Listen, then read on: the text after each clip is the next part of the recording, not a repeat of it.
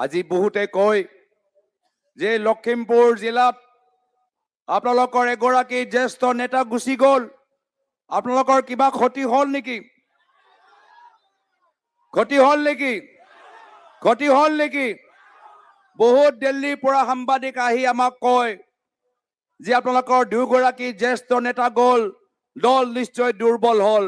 মই তেওঁলোকক জনাবলৈ বিচাৰো যে যিদিনা ভূপেন বৰা ডাঙৰীয়া বিজেপিলৈ গ'ল, আমাৰ প্ৰতিখন মণ্ডলৰ মানুহবোৰ নিজৰ সমষ্টিত কংগ্ৰেছ দলৰ সভাত আছিল। আজি সেইকাৰণে মই যথেষ্ট আশাবাদী যে এইবাৰ অসমত কিবা ভাল হ'ব। আমি সকলোৱে অসমখন উদ্ধাৰ হোৱাটো বিচাৰো। এই নিৰ্বাচন এটা সাধাৰণ নিৰ্বাচন নহয়, অসমখন উদ্ধাৰ কৰা এটা সুন্দৰ সুযোগ আমি পাইছো।